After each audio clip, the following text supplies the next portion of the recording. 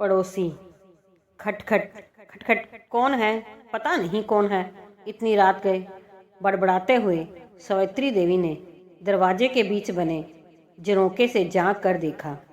अरे रमा, तुम इतनी रात गए? जानती भी हो 2 बज रहे हैं। क्या है? आंटी जी, वो बाबूजी की तबीयत खराब हो रही है। उन्हें बड़े अस्पताल लेकर जाना होगा। आंटी जी, अंकल जी से कहिए ना, वो अपनी गाड़ी से उन्हें।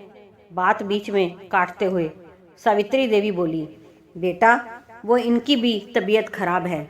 बड़ी मुश्किल से दवाई देकर सुलाया है। ऊपर से गाड़ी भी ठीक नहीं है। तो तुम चौक पर चली जाओ, वहाँ कोई ऑटो टैक्सी मिल जाएगी। क्या चौक पर? रमा की आंखें भीगी हुई थी। रात 2 बजे चौक पर माँ बाबूजी ने कभी 8 बजे के बाद घर से नहीं निकलने दिया। कारण अक्सर माँ बाबूजी उसे समझाते रहते थे, बेटा, ये वक्त असामाजिक तत्वों के बाहर घूमते हुए शिकार करने का ज़्यादा होता है। लेकिन आज आज तो मुझे जाना ही होगा। माँ को ढांढस बंधा कर आई हूँ। मुझे बेटी नहीं बेटा मानते हैं मेरे माँ बाबूजी, तो मैं कैसे पीछे हट सकती हूँ। लेकिन मन में अक्सर अकेली लड़कियों के साथ होती वारदाताओं की खबरें रमा के मन की आशंकाओं को और बढ़ा रही थी। लेकिन वो हिम्मत करते हुए अपनी गली से बाहर सड़क की ओर जाने लगी। अरे रुको, कौन हो तुम? पीछे से आवाज़ सुनाई दी। रमा ने घबरा कर पीछे की ओर देखा तो गली के नुक्कड़ पर महीने भर पहले रहने आए नए पड़ोसी, जो कि रिक्शा चलाते हैं, को खड़ा पाया। अरे तुम तो हमारी गली के दीनानाथ भैया की बिटिया हो ना? कहाँ जा रही हो? इतनी रात गए। काका, वो बाबूजी की तबीयत खराब है, अस्पताल लेकर जाना है। कोई सवारी ढूंढने। क्या?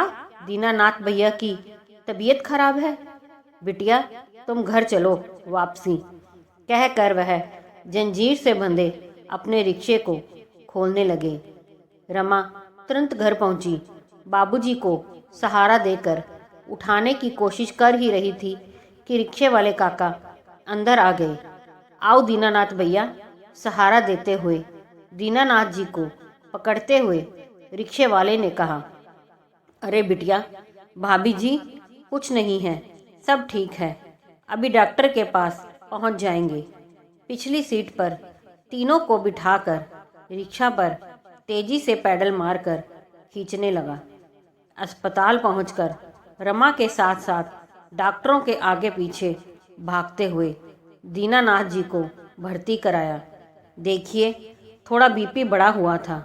डॉक्टर ने उन्हें दवाओं सहित थोड़ा आराम करने के लिए कहा।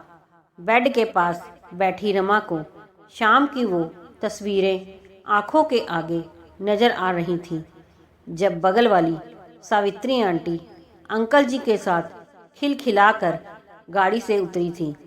तब ना तो गाड़ी खराब थी और ना अंकल जी की तबीयत। बस देखिए, ये इंजेक्शन मंगवा लीजिए। डॉक्टर ने एक पर्ची रमा की ओर बढ़ाते हुए कहा। यहाँ लाइए डॉक्टर साहब, कहकर रिक्शा वाले ने पर्ची पकड़ ली। तुम मम्मी पापा के साथ रहो, हम अभी लेकर आए बिटिया। और वह बाहर की ओर तेजी से निकल गया। रमा एकटक उसकी ओर देखती रही।